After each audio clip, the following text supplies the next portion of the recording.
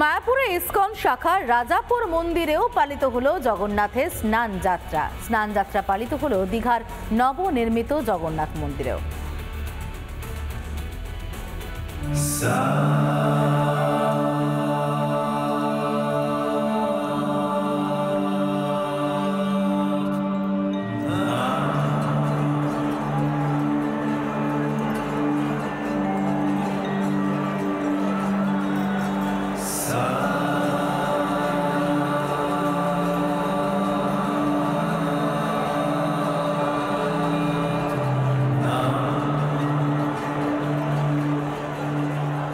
জগন্নাথ দেবের স্নানযাত্রা মহা সমারোহে পুরীর জগন্নাথ মন্দিরে পালিত হচ্ছে উৎসব।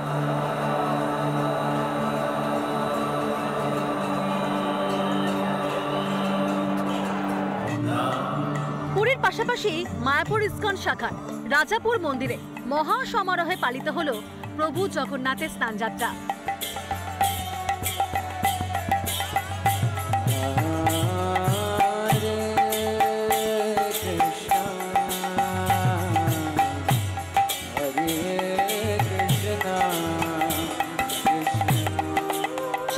সকাল থেকেই নামে ভক্তদের ঢল।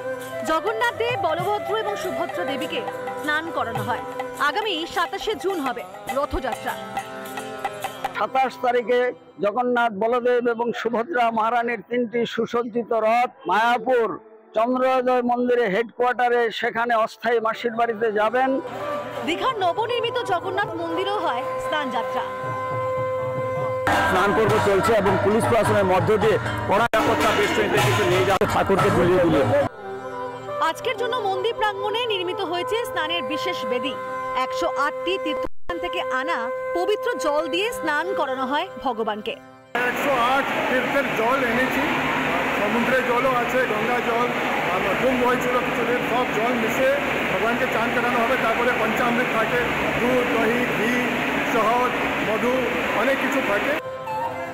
এদিনে স্নান যাত্রার পর 15 দিন ভগবান থাকবেন অণুশক্তিতে, অর্থাৎ এই সময় দর্শন বন্ধ থাকবে মন্দিরে। এরপর 26শে জুন রথযাত্রার আগের দিন শ্রী জগন্নাথ, বলরাম ও সুভদ্রাকে নিয়ে মন্দির প্রাঙ্গণ থেকে বের হবে রথ। পলাশকান্তি মণ্ডল ও বিষ্ণুব্রত পণ্ডার রিপোর্ট, রিপাবলিক বাংলা। নানা ধরনের কন্টেন্ট দেখার জন্য লাইক করুন, শেয়ার করুন আমাদের ফেসবুক পেজ, সাবস্ক্রাইব করুন আমাদের ইউটিউব চ্যানেল। পাশাপাশি অন্যান্য ব্রেকিং নিউজের জন্য অবশ্যই চোখ রাখুন রিপাবলিক বাংলায়।